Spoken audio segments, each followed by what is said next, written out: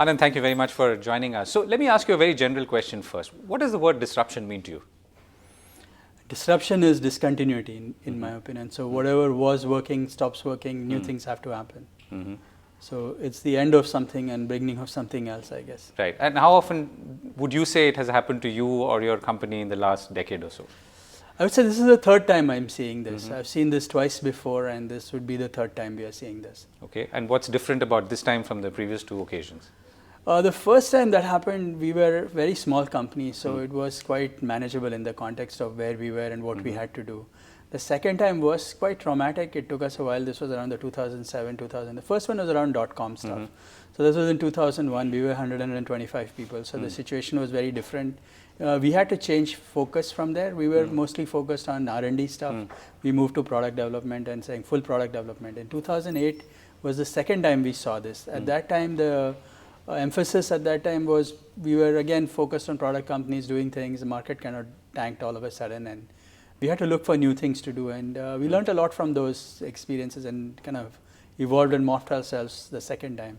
And right now I see this is the third time I see this kind of a situation where business that you're holding on to is kind of disappearing. It's like holding ice cubes, and all of a sudden everything is fine. The more love you give, the faster it melts. And why is that happening? Essentially, the main theme is that the effort required for the same work is shrinking. So whatever required at some amount of effort, you just need fewer people, fewer effort to do that. So whatever work we had, which was effort based, now wherever we had a bigger team, now we just don't need that many people to do the job. The customers are all happy. You see everything is good, but your billing just comes down because you just don't have. You just don't need that many people to do the work. So is this more predominant in some industries and some verticals that you deal with? No, I think our industry is mainly the verticals that we focus on are more the tech companies, the software product companies. They see this first, but I see this trend across every single industry. I think we now have better tools, better automation, better technology. The implication on that is that you just require far less effort to do the same work. Right. So are we in India at a disadvantage in this new scenario, or could we be at an advantage as well? Or a particular disadvantage? Yeah, so there are some disadvantages. See, it's like this. The market and the world is moving really fast. Whoever can move fast will survive and do well. That's no doubt about it. That's for individuals and for companies. So I wouldn't say it's an India-specific problem. The problem is going to happen everywhere. And I think if we can learn fast and move fast, then I think we would be in an advantage because there's a lot to be done. There's a lot of new things to do. There is new technology that's happening. There are lots of opportunities for sure. It's just that these are very different from what we are used to in the past. So for companies like us where we have a lot of business on existing premise or theory or whatever else, all of a sudden that starts to feel different and you need to do something different now.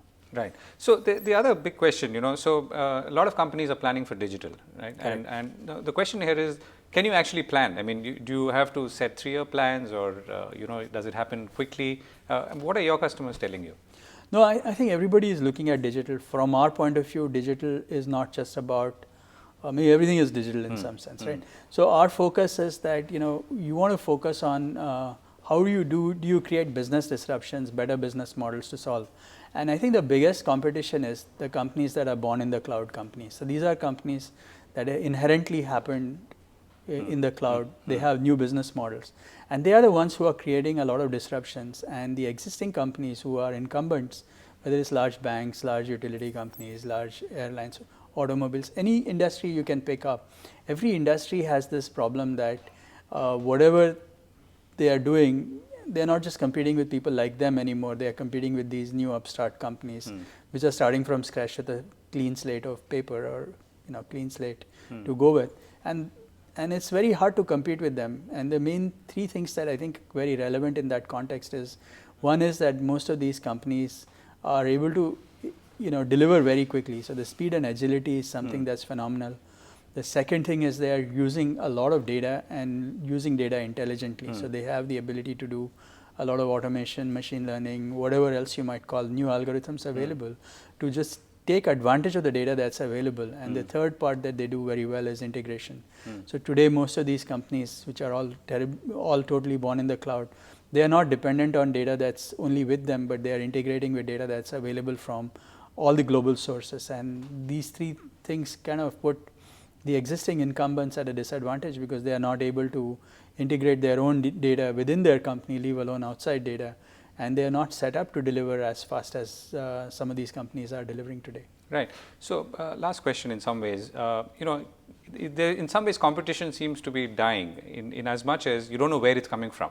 Earlier you could define competition and say my competition is ABC enterprises and or XYZ enterprises. Today it could be a completely different set of random enterprises who have perhaps no stake in this game, at least as we knew it, and are suddenly emerged with products and solutions which threaten your very existence. No, that's true, but I think customers is where the anchor is. Mm-hmm. Okay, it's not the competition. You have to hold your customers and do what they want. And when you're looking at customers, you need to look at customers in their new way of life. So most of these new customers are all millennials or people who are using next generation tools, and you need to be ready for them. So I think you just have to hug your customers and hold on to them. And if you can do that, good things will happen. Finally, what's the one or two big things that you see happening in 2016? Not necessarily disruptions, but what could be on the plus side? No, I think there's a lot that's going to happen because of sensors and IoT kind of things, people collecting data from all over the place. Events are all getting logged and tracked, so that's one good thing. Second thing is we also have the ability to analyze the events that are coming in. So that's, I think a lot of innovation around data and analytics is going to happen in a big way. And the third more important thing is that I should be able to consume my insight at the time I need it. So this whole business of actionable insights is really where the world is going. And I think the technology to do many of these things are there and getting evolved on an ongoing basis.